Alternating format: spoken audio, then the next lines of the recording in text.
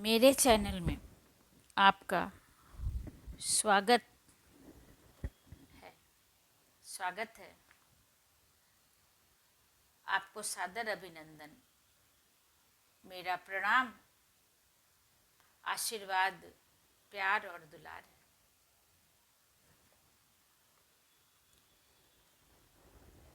गुरु अष्टावक्र अपने शिष्य राजा जनक को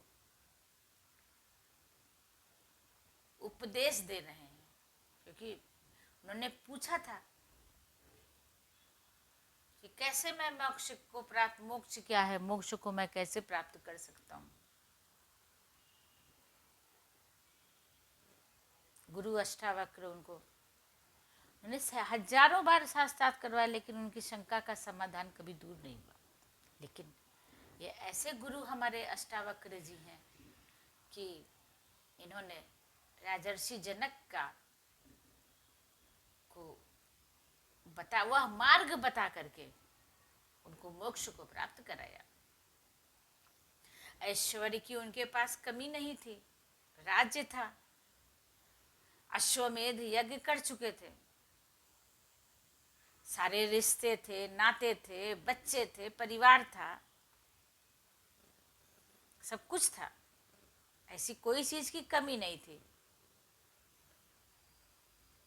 लेकिन कहीं ना कहीं उनकी आत्मा प्रसन्न नहीं थी। वो इन सब में अपना सुख नहीं मान रहे थे। उन्होंने अपने प्रश्न, उन्होंने जिज्ञासा की।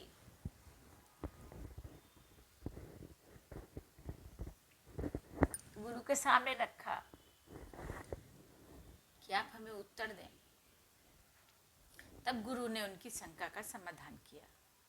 इसी प्रकार शिष्य को गुरु के पास जाना होता है। प्यासा कुएं के पास जाता है, न कि कुआं चल के आता है।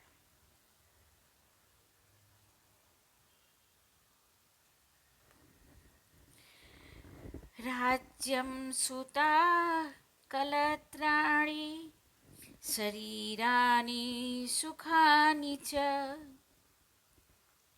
संसक्तस्यापि नष्टानि तव जन्मनि जन्मनि, तव जन्मनि जन्मनि। इस जगत में मनुष्य के पास धन, क्षेत्र, संतान, पत्नी, शरीर, वैभव सभी होते हैं, जिनमें उसकी आसक्ति होती है। मेन आसक्ति तो यही होती है कि रोटी, कपड़ा और मकान। रोजी है तो रोजा है, अगर रोजगार है तभी रोजा है। इसीलिए गुरु ने कहा धन, क्षेत्र, संतान, पत्नी, संतान भविष्य होती है, पत्नी वर्तमान होती है, माता पिता का दिया हुआ संस्कार जो है, संस्कार ये प्रारब्ध से हमें माता पिता मिलते हैं। तो ये धन क्षेत्र, कितना धन होगा, क्या है, हम कैसे परिवार में पैदा हो रहे हैं, कैसा परिवार हमको भरण पोषण कर रहा है, उसका प्रत्यक्ष प्रभाव उस जातक पर पड़ता है। तो मनुष्य के पास इन सब का परिणाम होता है। धन, क्षेत्र, संतान, पत्नी, देह, शरीर और वैभव। अगर हमारे पास खाने को नहीं होगा तो हम कुपोषण का शिकार होंगे। कभी ज्यादा खाने से हम फैटी हो जाएंगे और न खाने से दुबले रहेंगे, बीमारियों का घर है। यही बैलेंसिंग ये आत्मा के द्वारा होती है।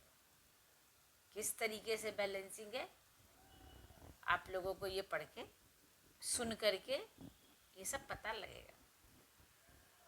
अब मेरा ज्ञान तो बहुत तुच्छ है। आप खुद, मैं तो ये चाहूंगी कि आप लोग खुद खरीदिए पुस्तक को और पढ़िए और उसको अपने हिसाब से उसके विवेचना करिए। आपको अपने ग्रंथों के प्रति सम्मान होगा, आदर होगा और पढ़ेंगे। मैं इतिहास में नहीं जानना चाहती इतिहास में क्या हुआ, लेकिन हमारा ज्ञान बहुत आगे था, बहुत ऊंचाइयों पे था। लोग यहाँ पर सीखने आते थे। वही है, सबके पास एक मनुष्य, किसी भी जीव की इच्छा होती है, मैं पढ़ूं लिखूं कमाऊं मैरिज करूं, बच्चे हों घर हो, फिर उनकी विवाह शादी करूं, फिर क्या, एक इच्छा खत्म होती है दूसरी इच्छा प्रकट होती है। लेकिन ये सब नाशवान है, बार बार होते हैं और बार बार नष्ट हो जाते हैं। यह सभी के साथ होता है। तो गुरु जी कहते हैं तुम्हारे साथ हो रहा है तो कौन सा अनर्थ हो रहा है। पत्ता वृक्ष से कहता है, कबीरदास जी ने भी कहा, पत्ता वृक्ष से कहता है कि क्यों चिंता करते हो वृक्ष, ये एक आता है तो एक जाता है। कबीरदास जी ने भी ऐसा ही कुछ लिखा है। रविंद्र, सभी जो है जितने गुरु हुए हैं, सभी जो अपनी आत्मा की ऊंचाइयों पर पहुंचे हुए हैं, वो ये सब लिखते हैं, समय समय पे बताते हैं। तो ये अगर मेरे साथ हो रहा है तो कौन सा बुरा, अगर तुम्हारे साथ हो रहा, गुरु जी कहते तो कौन सी अलग बात हो गई। सबके साथ होता है, ऐसे ही होता है, सब नष्ट होते हैं।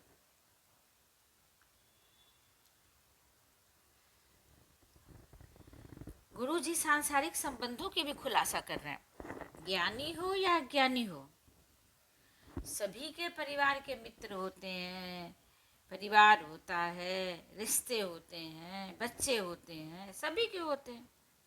ये शरीर सभी के पास होता है, सबके पास इच्छाएं होती हैं, रिक्वायरमेंट्स होती हैं। लेकिन ज्ञानी जो ज्ञान प्राप्त कर चुका वो तो जानता है कि यह वैभव, संपत्ति, संबंध नाशवान है। जब कल नहीं था तो आज है, तो आज ये हमारे पास से भी जाएगा। ऐसे दुख सुख का बंधन है। आज सुख है कल दुख है, परसों सुख है फिर दुख है, फिर सुख आया। वैसे ही जो आज पिता है वह कितने जन्म पुत्र भी रह चुका होगा। जो आज माता है वो कितने जन्म पहले अपनी बेटी रह चुकी हो। यह योनि चक्र में संबंध परिवर्तनकारी है। परिवार मेरा है, मैं सबको सुख पूर्वक रखूं, ऐसी मोहपूर्ण आसक्ति व्यक्ति को मिथ्या में बांध देती है। अज्ञानी इन सब में फंसकर आत्मदर्शन के विषय में सोचता है, मेरी संपत्ति, मेरे बच्चे, मेरा घर, मेरा बिस्तर, मेरा कमरा, मेरा किचन, मेरी चप्पल, मेरे कपड़े। लेकिन ये सब क्या है, विस्मृत कर देता है। इसके अतिरिक्त कुछ नहीं है। सोचना स्वयं को विस्मृत कर देता है। अष्टावक्र गुरु कहते हैं अपने शिष्य से, राजा जनक से, कि जो दृश्यमान संबंध और संपत्ति है ये सबको मिलते हैं और सब समझते हैं कि हमने अपनी मेहनत से अर्जित किया है, लेकिन ये नाशवान है, नष्ट होने वाला है। और जन्म मरण नष्ट उत्पन्न की प्रकृति वाले हैं। इनसे क्या स्नेह जो स्थायी ही नहीं है। ये सब हम धन से अर्जित करते हैं और वो धन भी अस्थायी नहीं है। मेरे हाथ से निकल के दूसरे के हाथ में जाना है। सच तो यही है। अलमर्थेन कामेन सुकृतेनापि कर्मणा एभ्यः संसारकान्तारे न विश्रान्तं बुभून मनः। धनासक्ति से, कामनाओं से, शुभ कर्मों से अब और नहीं, जैसा अनुभव होते हुए भी चित्त स्थिर नहीं हो रहता। संसार एक जंगल के समान है जहाँ शांति नहीं रहती, हर समय शोर रहता है, भय रहता है और व्यक्ति उद्विग्न व चिंतित रहता है। विवेचना। अज्ञानी हो या ज्ञानी, सभी कर्मशील हैं। अंतर केवल इतना है कि ज्ञानी कर्म से निर्लिप्त होकर अपने कर्तव्य का निर्वहन करता है, जबकि अज्ञानी कर्म फलों हेतु करता है। उसकी कामनाएं बढ़ती जाती हैं और वह और के चक्कर में फंस जाता है। चित्त अस्थिर होकर नाना प्रकार की लिप्साओं में और तृष्णाओं को जागृत करता रहता है।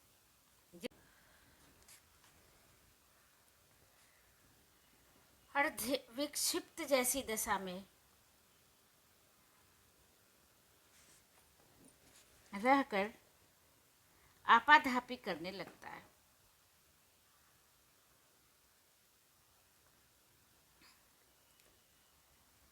उसकी कामनाएं बढ़ती जाती हैं और के चक्कर में फंस जाता है।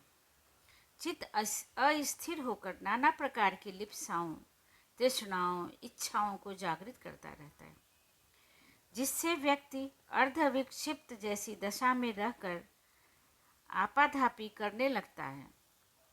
आजीवन उसे तृष्णा व लिप्सा हेतु प्रयास करते रहना होता है। कृत अकृत का उसे भान नहीं होता और मोह का मारा स्वयं को भूलकर संबंधों, संपत्तियों का दास बन जाता है। वह कर्मशीलता मोहजनित है और यदि व्यक्ति कंजूस है तो उसकी कर्मशीलता और भी दयनीय हो जाती है। यदि व्यक्ति कंजूस है तो उसकी कर्मशीलता और भी दयनीय बन जाती है। वह स्वयं सभी सुखों से वंचित रहकर मोहजनों को प्रसन्न रखता है। ऐसा व्यक्ति कभी शांत नहीं रहता। उसके चित्त में तृष्णा, इच्छाओं का सर्फ फन उठाता रहता है। सुख लाभ की प्राप्ति पर वह क्षणिक प्रसन्नता का अनुभव करता है, पर वह उसका भ्रम होता है। सद्गुरु कहते हैं कि जब व्यक्ति को शांति ही नहीं मिलती तो उसके इतने प्रयत्नों, प्रयासों, इतनी मेहनत का क्या अर्थ। कृपण इंसान को कभी सुख नहीं मिलता। हे राजन, अर्थार्जन, कामेक्षा, सत्कर्म बहुत हो चुके। यह अशांत अवस्था बहुत समय तक बनी रह चुकी। अब तू आत्मा को जान गया है और तो निश्चय ही इस क्लेशकारी विकारों से दूर रहकर परम शांति को प्राप्त हो जा। परम शांति को प्राप्त हो जा। जब अशांत अवस्था में बहुत समय से रहते रहते बीत जाता है तब वो दुख देती है। तब वह इन विकारों से दूर होकर परम शांति को प्राप्त कर लेता है। कृतं न कति जन्मानि कायेन मनसा गिरा दुःखमायाद सदं कर्मं तदद्याप्युपरभ्यताम्। कितने ही जन्मों से तुम तन मन और वचन से अनेक भ्रमपूर्ण कर्म करते रहे हो जिनसे कभी भी तृप्ति नहीं मिली। अब इन कर्मों का त्याग करके उपशमता का हेतु बनो, कारण बनो और कर्म से विरक्त होकर सुखी रहो।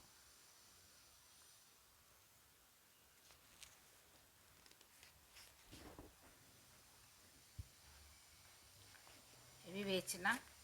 जीव जगत की सत्ता कर्म पर आधारित है।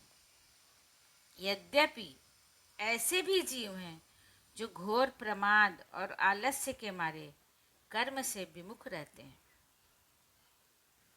इन दोनों को ही गति नहीं होती।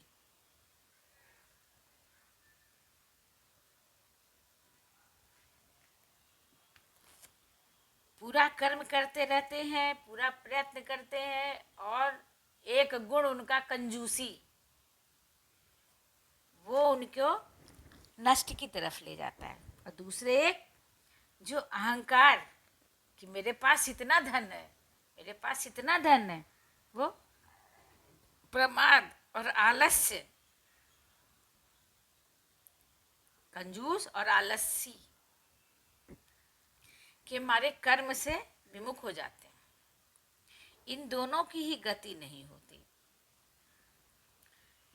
घमंड और आलस्य ऐसी बुराई है, घमंड और आलस्य, जो कि गति नहीं देता और परेशान करता है।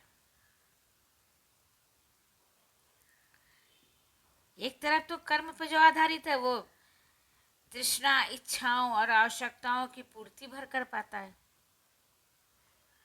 फिर भी उसे शांति नहीं मिलती, क्योंकि उसमें क्या बुराइयां जन्म लेती हैं? लोभ, मोह, तृष्णा और इच्छा बढ़ जाती है कि मैं ये कर लूँ तब सुखी हो जाऊंगा, ये कर लूँ तब सुखी हो जाऊंगा, वो कर लूँ तब सुखी हो जाऊंगा, इस उम्र पे आके सुखी होऊंगा। इन सांसारिक बंधनों में शक्तिशाली हो जाते हैं और व्यक्ति अंदर से दुर्लभ हो जाता है। ये देह की बात नहीं हो रही है, आत्मा की बात हो रही है। अपनी आत्मा का वो विकास कर ही नहीं पाता है। वह स्वयं को भूलकर अपने मित्रों, संबंधों को के मोह में कर्मरत रहता है। वह स्वयं को भूल जाता है और अपने प्रियजनों के मोह में कर्मरत रहता है। अपनी वह सुनता ही नहीं, वो अपनी आत्मा को मारता चला जाता है। आत्मा बार बार उसको जो है देती है, रुकती है। वो अपनी छठी इंद्रिय की सुनता ही नहीं है। अपनी वह सुनता ही नहीं, ना अपना ख्याल रखता है, ना तो अपना ख्याल रखता है, ना अपनी आत्मा की सुनता है। कर्म को कर्तव्य रूप में लेकर वह अर्थोपार्जन में जुटा रहता है। केवल धन की शक्ति को ही वो पूर्ण मानता है और लालच, लोभ की प्रति आशा, आशा पे आशा, आशा पे आशा बढ़ती चली जाती है और वह अशांत, क्लांत, थक कर भी कठोर परिश्रम करता है और इसी में वह जीवन का सार देखता है, क्योंकि उसने अपनी आत्मा का विकास नहीं किया, सच्चाई से दूर है, ज्ञान नहीं है। यह प्रवृत्ति उसे जन्म जन्मांतर तक कष्ट देती है।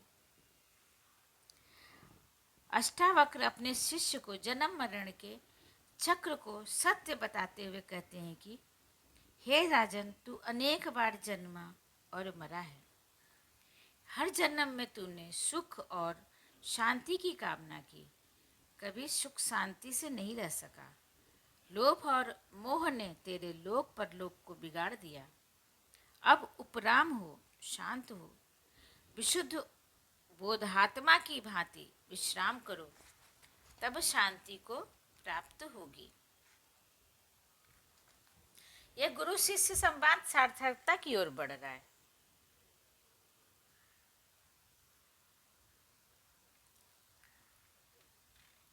शिष्य ने उन्हें आत्मसात कर लिया। अब वो धीरे धीरे स्थिर मन हो गए हैं। जैसे बालक सीखता है कुछ भी पढ़ना और अन्य अक्षरों के साथ, तो उसका संबंध व अर्थ समझ करके धीरे धीरे शब्दावली की तरफ बढ़ता है। जनक बालक नहीं है, वयोवृद्ध हैं, अनुभवी हैं, सांसारिक ज्ञान से लबालब हैं और आत्मिक ज्ञान के मुमुक्षु हैं। ये ज्ञान तब का है जब जनक वयोवृद्ध हो चुके हैं। फिर भी गुरु को वे प्राथमिक ज्ञान देने योग्य ही मानते हैं। प्राथमिक ज्ञान पहले देना चाहिए, जिससे आगे का कठिन ज्ञान को सीखने में समस्या ना आए। बालक अष्टावक्र भी नहीं है, आयु से भले ही बालक दिखते हो, जनक ने उन्हें गुरु रूप में स्वीकार किया। गुरु की आयु संबंधी मिथक का बहिष्कार कर दिया है, बल्कि गुरु आयु से नहीं बल्कि अपने ज्ञान से गुरु होता है। भौतिक कर्म हमें असहाय करते हैं, नाना कर्म के विकारों को जन्म देते हैं। कर्मों में आसक्ति, लोभ, मोह, फल की चिंता आदि विकारों का जन्म होता है।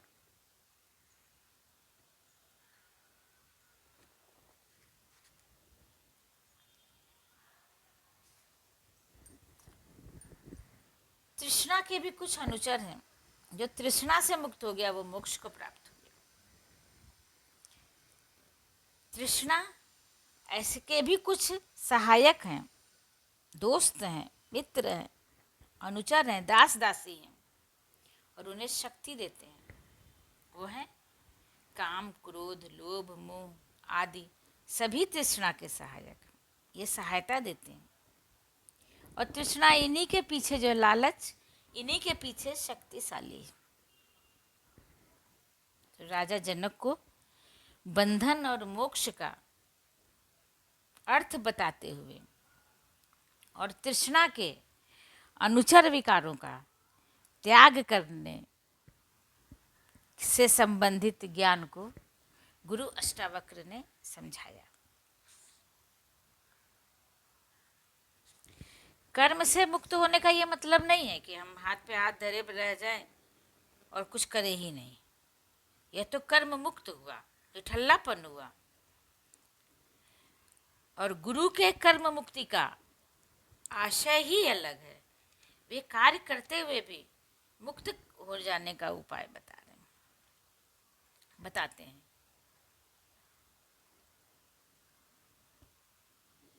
वह कर्म करते हुए मुक्त हो जाने का प्रोग्राम, न जग संसार छोड़ो न अपनी आत्मा को छोड़ो, दोनों को साथ साथ लेके चलो।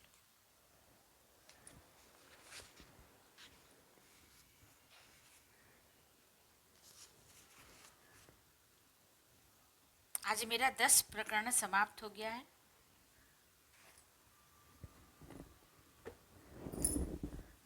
मतलब 10 अध्याय समाप्त हो गए हैं और मैं आप विराम लेती हूँ। कल अपने चैनल पर फिर मिलूंगी और श्लोकों के अर्थ को, विवेचना को और खुद इस श्लोक को, तीनों ही चीज़ों को आपको सुनाऊंगी। उम्मीद है आप सुन रहे होंगे, जो है सुन करके लाभ प्राप्त कर रहे होंगे। आप सभी लोगों को मेरा नमस्कार, प्यार, नमस्कार। अष्टावक्र की जय, राजा जनक की जय, त्रेता युग की जय, सब संतन की जय, सब भक्तन की जय। सनातन धर्म की रक्षा हो।